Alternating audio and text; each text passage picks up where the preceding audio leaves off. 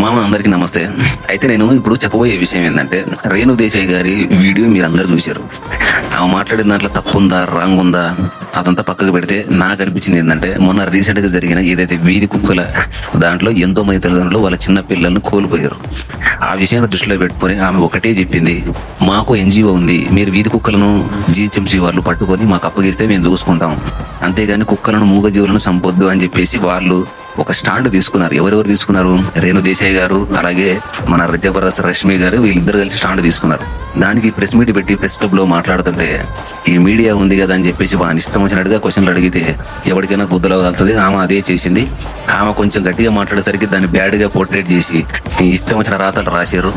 రాసినా గానీ ఆమె మీడియా ముందుకు వచ్చేసి, మీరు నా గురించి రాయండి, మీరు నా గురించి ఏదైనా మాట్లాడండి, కానీ మా పిల్లల గురించి అలాగే కళ్యాణ్ గారి గురించి మీరు మాట్లాడద్దు అని చెప్పేసి ఆమె క్లియర్ గా చెప్పడం అయితే జరిగింది.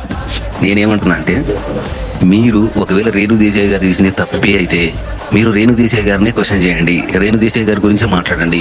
అఖిరానందన్ ఏం చేసిండని పిచ్చ కొత్త నాకు మళ్ళీ బూతులు వస్తాయి. కానీ అఖిరానందన్ ఏం చేసిండు, ఆమె కూతురు ఏం చేసింది, అసలుకి ఆమె కూతురుకు అఖిరానందన్కి సంబంధమే లేదు అసలుకి ఈ విషయం.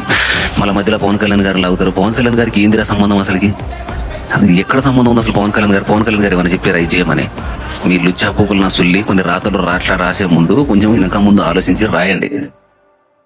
కొందరు ఉన్నారు, కొందరు సోకాళ్ళు గారు ఉన్నారు. ఆ కొడుకులు మొత్తం వీళ్ళు ఎక్కడ దొరుకుతారా, ఎప్పుడు ఈ బ్యాడ్ కామెంట్స్ పెడదామని చూస్తూ ఉంటారు.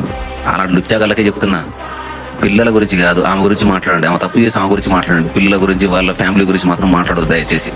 దిస్ ఇస్ ముఠా మేస్త్రి సైనింగ్ ఆఫ్.